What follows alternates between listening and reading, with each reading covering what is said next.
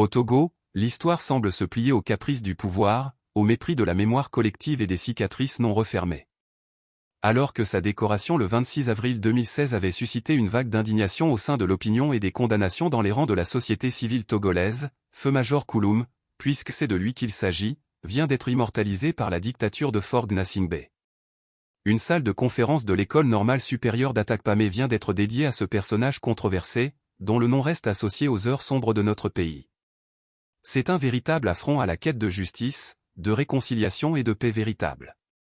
Le Major Kouloum est tristement connu pour son rôle dans les violences post-électorales de 2005, ayant coûté la vie à près de 500 Togolais, selon le rapport de l'ONU.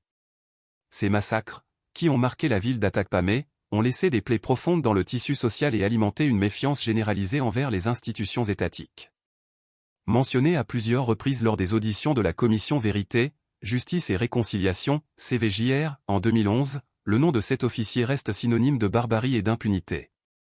Le choix de nommer une salle de conférence en son honneur, dans une institution censée former les enseignants, piliers de l'éducation et porteurs de valeurs éthiques, est une décision qui interroge.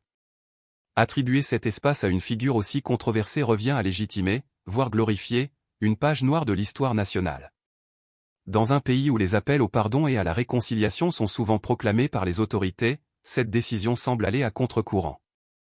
Comment encourager les victimes et leurs proches à pardonner lorsque les responsables des violences sont non seulement protégés, mais également célébrés? Cette glorification apparente d'un si sinistre personnage envoie un message désastreux, la mémoire des victimes importe peu face à la volonté de réécrire l'histoire à l'avantage du régime en place. La réconciliation nationale exige des actes forts, reconnaître les torts, honorer les victimes et éviter de glorifier ceux qui incarnent la violence. Or, dédier une salle au Major Kouloum fragilise davantage les efforts déjà précaires en matière de cohésion sociale.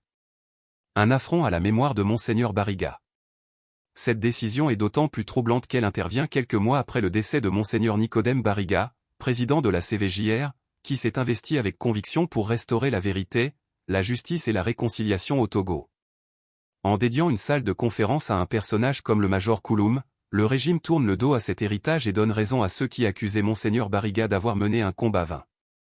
Cet acte constitue un affront à la mémoire de ce prélat et à son engagement pour un Togo réconcilié. Faure Gnassingbé montre ainsi un mépris flagrant pour le travail de Monseigneur Bariga.